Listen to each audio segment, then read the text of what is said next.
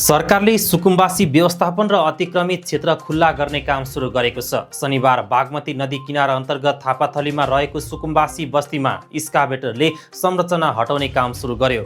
सार्वजनिक जग्गा र नदी करिडोर अतिक्रमण गरेर बनाइएका अनाधिकृत संरचनाहरू खाली गराउने सरकारी अभियान अन्तर्गत शनिबार बस्तीमा सरकारी निकायका अधिकारीहरू परिचालित भए। बस्ती हटाउने क्रममा सम्भावित झडप र तनावको स्थितिलाई मध्यनजर गर्दै बाक्लो सङ्ख्यामा सुरक्षाकर्मी परिचालित भए। यसपटकको दृश्य विगतका भन्दा पनि निकै फरक र शान्त देखिएको छ।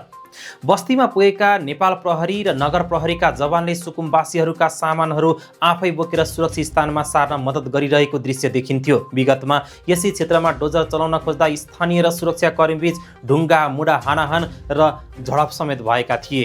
यसपटक प्रशासनले सहयोगात्मक रूपमा बस्ती खाली गराउने रणनीति अपनाएको देखिन्छ। घरभित्र रहेका लत्ता कपडा भाँडाकुँडा ग्यास सिलिन्डर ओछ्यान लगायतका अत्यावश्यक सामानहरू नबिग्रिउन् र नोक्सान नहुन् भनेर प्रहरी आफै खटेर ओसार पसार गरिरहेको दृश्य घटनास्थलमा देखिएको छ। सम्बन्धित निकायहरूले यस अगाडि नै पटक पटक सार्वजनिक सूचना जारी गर्दै उक्त क्षेत्र खाली गर्न निर्देशन दिएका थिए।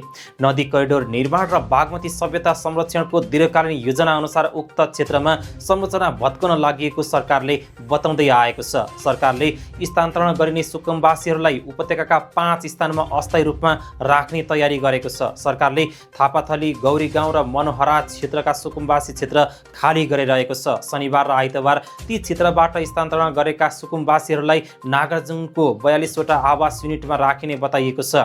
कीर्तिपुरको सत्सङ्गको ठुलो भवनमा पनि राख्नका लागि अर्को स्थान तय गरिएको छ। यस्तै भक्तपुर स्थित बोडेमा कृषि विकास बैङ्कको तालिम केन्द्रमा राखिने भएको छ। खरिपाटी र चाँदबागमा पनि सरकारी भवन छ जहाँ खाली जग्गामा अस्थायी बसोबासको व्यवस्था गरिएको छ। यी संरचनाहरू यसअगाडि निर्माण गरिएका हुन् जसलाई अहिले वास्तविक सुकुम्बासी व्यवस्थापनका लागि पूर्ण प्रयोगमा ल्याउन लागि छ।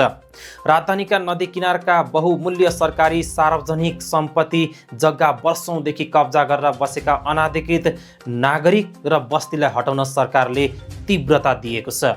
तपाईलाई यो सरकारको कदम कस्तो लाग्यो? कृपया कमेन्ट गर्नुहोला।